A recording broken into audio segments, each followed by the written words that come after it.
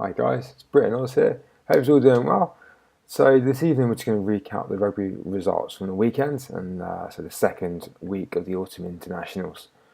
So starting off, we had New Zealand play against Italy in Rome. I had this one down as a pretty comprehensive New Zealand win, given the loss they suffered last week in Chicago to Ireland.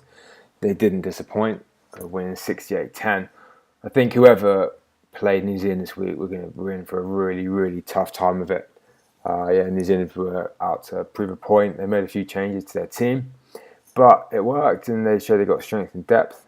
Italy, as I said before, have disappointed in the last couple of years since joining the Six Nations. Haven't really progressed that next step. Hopefully, they will in the next few years. We'll just have to wait and see on that one. New Zealand move on to Ireland next weekend for a bit of a round two showdown in Dublin. So it's going to be a very exciting game. But yeah, I'll do a bit of a preview video a bit later on in the week. Moving on to Murrayfield, we had Scotland play Australia. Scotland have been a bit of a tricky side for Australia of late. Australia struggled against them a few times, they lost against them a few times, and this was no different. Scotland pushing right to wires. I think it was trying the last couple of minutes to Australia that won at 23-22 in the end. Fair play to Scotland, they really dug in, really dug deep. And promising signs of Six Nations, perhaps, hopefully. We'll have to wait and see. Moving on to Twickenham. England played South Africa. They hadn't beaten them, I think, in the last 12 games. Eddie Jones got a great record so far. I think he's won maybe 9 on the bounce. And so this would make it number 10. England actually won 37-21.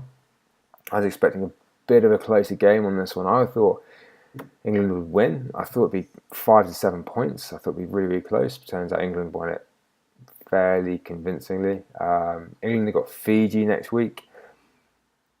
I'm not sure whether or not Eddie Jones is going to change much of his team around, or if he'll keep a fairly consistent side. I'll have to wait and see. Again, video will come out and we'll discuss that point.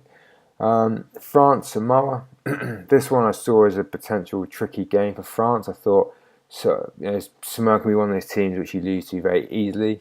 Australia lost to them, I think 2 or 3 years ago in Sydney, and once they get under your skin, somehow they can beat you. Saying that, France, one of these teams, they'll turn up one week and they won't turn up the next. This week they just happened to turn up and they won 52-8. It's a fairly resounding victory, no matter how you look at it. So good start for France. I think they've got Australia next week. So again, that'll be a good game. Australia will need to pick it up. They beat Wales well. It's just squeaked past Scotland, and France will pose a different challenge completely should they turn up. Wales, Argentina.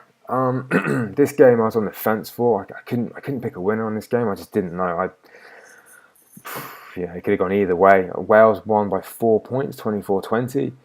Very close game. Nervous times at the end, I think, for Wales. But they did well to win.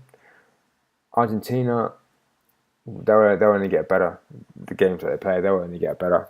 And when they come onto this tour next year, watch out, because they'll come for you, and there'll be a year more experience as a side, and have a year more Super Rugby under their belt, and a year more Rugby Championship. They're only going to get better. Last but not least, Ireland play Canada in Dublin. This one, I had down Ireland winning very well, no matter what team they put out, and they made 15 changes to their side. So no matter what team they put out, I thought they could beat Canada, and they turned out to do that. 52-21. The second string Ireland team, and they still had a good back row.